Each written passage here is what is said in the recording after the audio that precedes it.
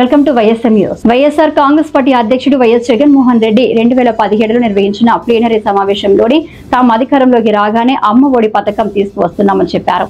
పిల్లలను బడికి పంపించే ప్రతి తల్లికి ఏటా 15,000 ఇస్తామని హామీ ఇచ్చారు. ఇచ్చిన మాట కట్టుబడి అధికారంలోకి రాగానే పిల్లలకు బడులకు పంపే ప్రతి తల్లి అకౌంట్ లో ఏటా 15,000 చొప్పున ప్రతి ఏటా 5 ఏళ్లు వేశారు.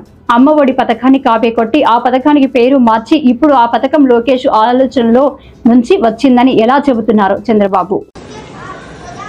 ఈ రోజున కూటమి ప్రభుత్వం ముఖ్యమంత్రి గారైన నారా చంద్రబాబు నాయుడు గారిని నేను ఈ రోజు మా వైఎస్ఆర్సీపీ పార్టీ తరఫున ప్రశ్నిస్తున్న చిన్న క్వశ్చన్ ఏంటండి, తల్లికి వందనం అనేది మీ తనయుడైన నారా లోకేష్ గారి ఆలోచనలో నుంచి పుట్టుకొని వచ్చిందా?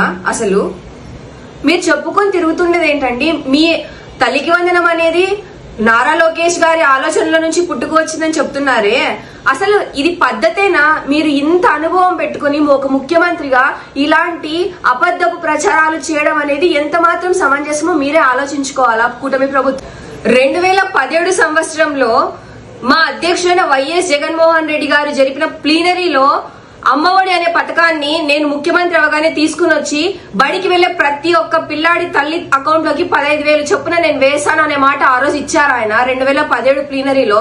అయితే 2019 ఆయన ముఖ్యమంత్రి అయిన తర్వాత వెంటనే ఈ పథకాన్ని అమల్లోకి తీసుకుని వచ్చి బడికి వెళ్లే ప్రతి ఒక్క పిల్లాడి తల్లి అకౌంట్ లో 15,000 చొప్పున తీసుకుని వచ్చారు. కానీ ఈ రోజున మీ కూటమి ప్రభుత్వం అంటే చంద్రబాబు నాయుడు గారు చెప్పేది ఏంటంటే నా కొడుకు ఆలోచనలో నుంచి పుట్టుకొని వచ్చిందని చెప్తున్నారు. మా అమ్మఒడి పథకాన్ని పేరు మార్చి తల్లికి వందనం అనే పథకాన్ని అట్లానే కొనసాగిస్తున్నారండి మీరు.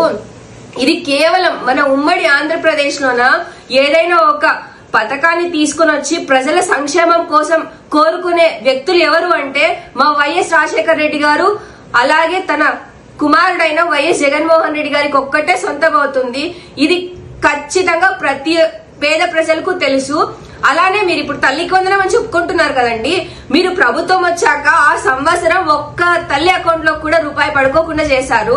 ఇప్పుడు సంవత్సరం తర్వాత ఇప్పుడు ఏదో కొంతమందికి తల్లికి వందనం ఇచ్చేసి మేమేదో చాలా గొప్ప చేసుకున్నాం అనేసి మీరు ప్రచారాలు చేస్తున్నారు. ఇది ఏ మాత్రము సమంజసం కానే కాదు. మీరు ఒక ముఖ్యమంత్రిగా ఎన్నో సంవత్సరాల అనుభవంతో ఉన్నారు చంద్రబాబు నాయుడు గారు, కానీ ఇలాంటి అబద్ధపు ప్రచారాలు చేయడం అనేది అసలు సమంజసం కానే కాదు. మా వైఎస్ఆర్సీపీ తరఫున ఇది మేము చాలా ఖండిస్తున్నామండి. మీ ప్రియాంక.